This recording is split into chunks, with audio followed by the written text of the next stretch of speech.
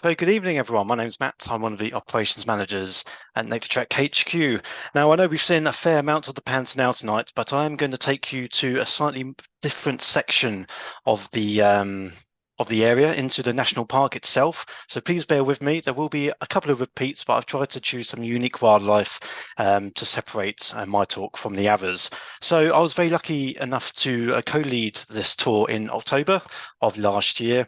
And it's a very unique cruise. We use a single vessel to navigate our way up and down the main river.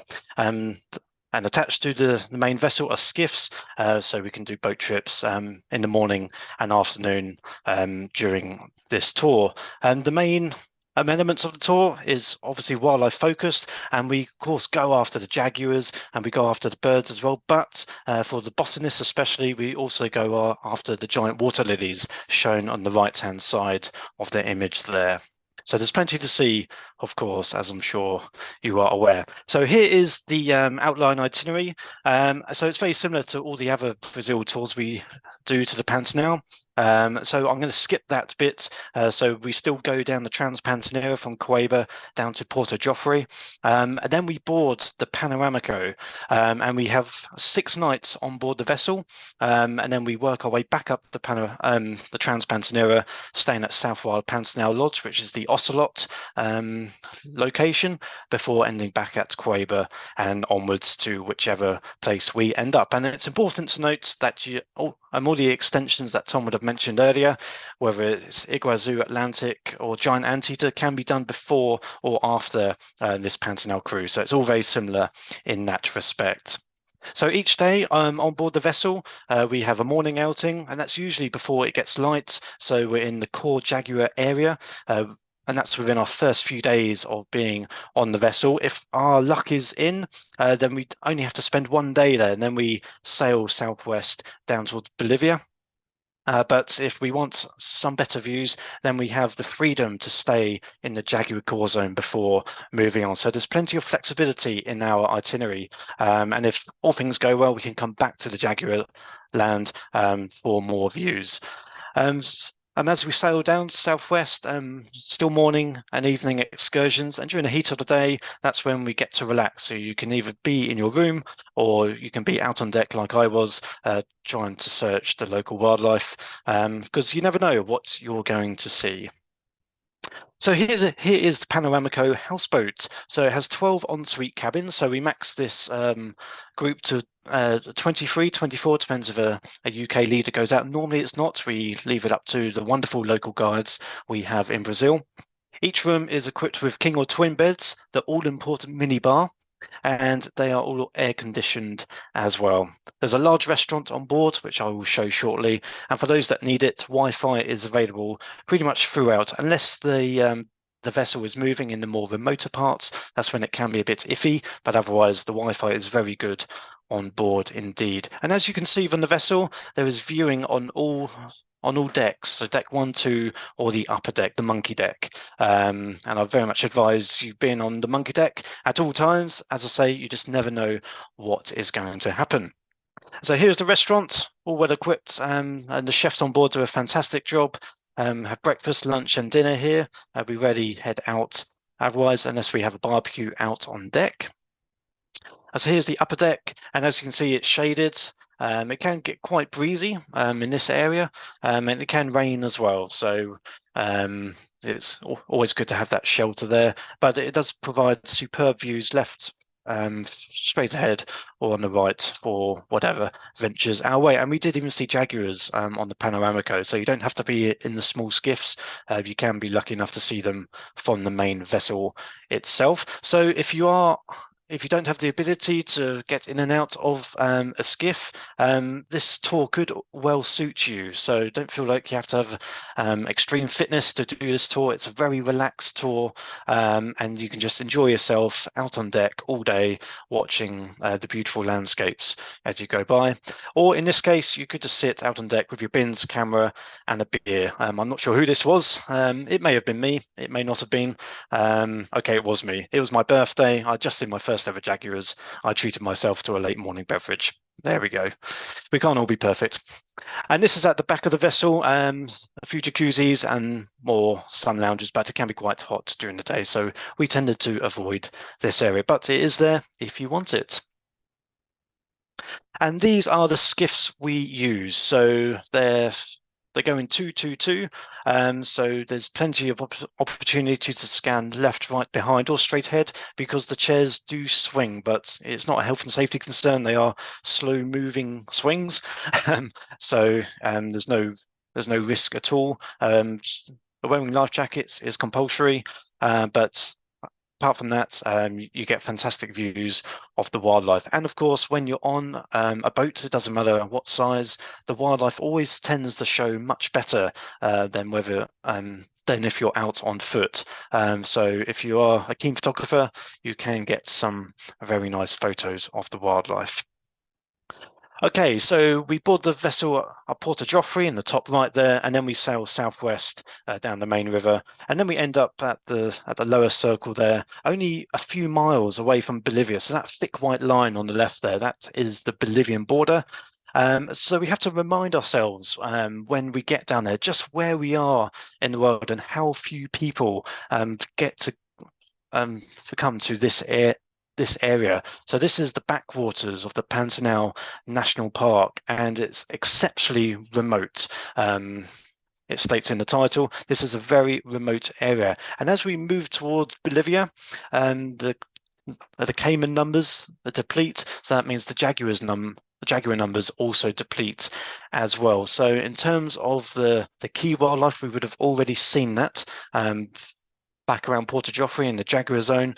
So now we're encountering slightly different species. And for the keen birders, the closer we get to Bolivia, the more different species occur.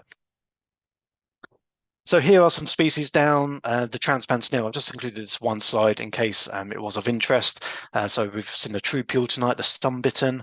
That's at the ocelot's location and very easy to see there. The bottom left, lowland tapir, all very nice, cracking views of that individual as it basked in the sun in the lake. And then the great potus. I'm not sure if you've seen that tonight, but if you look very closely, you can just see the chick at the front of the mother there. So really cool bird. And as I say, we do target the jaguars on this tour. So we go after all wildlife, but 1 or 2 days at the beginning of the cruise is devoted to finding jaguars. And these are some of my photos. All of the photos tonight are mine. So these are the views one can expect. And I say we only had 4 skiff excursions in the core jaguar zone. The rest was towards the national park where there are fewer jaguars. So 4 excursions in the jaguar zone, and we had 9 different individuals. So it just goes to show how exceptional the area is for this incredible predator. And you see all different sorts of activity. I can't think of the word, but we saw a family group. So the top 2 photos here is the mother and cub, and there was another cub playing about in the background as well. We saw stalking and hunting, the bottom left there, and we saw hunting in action, the bottom right. But we also saw a courting couple. We saw all sorts. It really was a treat. And giant river otters as well, probably my favourite, and I think Marcus said it was his favourite as well. These really are class animals, and you do see them in the remote backwaters in the national park, but the wildlife here is not used to human activity. So things like giant otters are more skittish in the national park, but around the jaguar zone, they're of course more used to humans. Let me just move this out of the way. So I'm just going to play you a very short video. Hopefully it plays. There we go.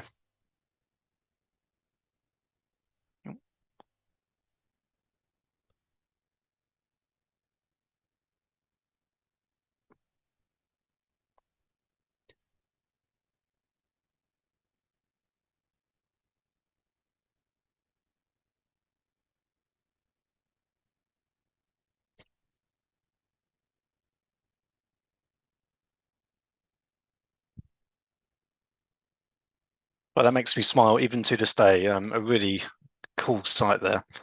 Okay. Yeah, so giant river otters, that group of 12, it was an incredible family size, and we had them all to ourselves. So fantastic, especially in the Pantanal. A few of the birds you can see along the cruise, hyacinth macaws. We've seen tonight barefaced curassow, top right, that's a male bird, and wattle jacana on the bottom right. And then the top left, a crane hawk, a really smart bird of prey. And the more elusive, but in the remote backwaters, you can get good views of the sun grebe, a more cryptic species in this region. At the bottom left, a southern screamer with a beautiful sunset in the background. And for the keen birder, six swift at the bottom right. And this is quite a range-restricted species, more so seen in Bolivia. And as I said, the closer you get to Bolivia, the more there is overlap between the two countries' avifauna. So a really good opportunity to see a different range of species, some that you definitely will not get around the jaguar core zone. And of course, Jabberoos, they are dotted about all over the show, but it's really impressive to see the nests and the chicks as well, which are probably a third grown, but not the most attractive either. But I'm sure the mother will disagree. And this is the landscape we can expect now in the national park. So we're firmly in the national park. We've signed the papers and we're in. And this is the habitat we can find. So it's very hilly. It's well forested, and in honesty, there's just no one else around. It is you and and the countryside. It really is splendid, and you're always seeing stuff. Even though the jaguars and the caiman aren't present in big numbers here, there's still a chance of finding those. But you're coming across new stuff, which is what this tour is all about. And a new subject that we do target is the giant water lily. Now, of course, back in the fires during the pandemic, the giant water lily did suffer in the Pantanal National Park, but they are a very robust plant, so they do come back in good numbers. And thankfully, this year, this was the first year in a couple where we located the giant water lily. And it's amazing to think that they can be from tip to tip of the main leaf, it can be 2 meters wide. And believe it or not, it only takes 7 days for that to grow. So it's an exceptional plant. And I say we do set out to try and see it. Normally, we need the help of local villagers who know where they are, because since the decline, they're much more difficult to find. So we use local help, which almost guarantees a sighting. And thankfully, in October, we succeeded. And here's just another view for you. Also out and about in the backwaters, some prehistoric rock art, if you're interested in that. So the local guides know all about this, and they take you to the sites and educate one on them. And say this is just the general scenery in the national park. So that's Bolivia in the background, and you depart the vessel around 3 p.m. It gets dark about 6, half past 6, something like that. So you spend a good chunk of time out just wandering around all these various waterways, and then by the end of it, we have a nice sundowner. And this was in a particular location, with Bolivia just a couple of miles across the lake in front of us. And that's what I said earlier. It's about recognizing where you are in the world, and just taking it all in, and enjoying all the wildlife that goes with it.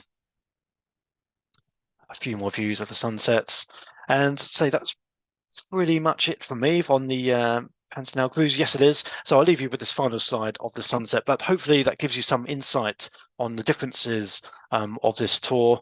So if you like a very relaxed cruise, if you like to see jaguars, if you're into your plants full of giant water lilies and all the other bird life that comes with it, then this is the tour for you. But please do phone up the office or email me, and I'll be happy to answer any questions you have on this tour.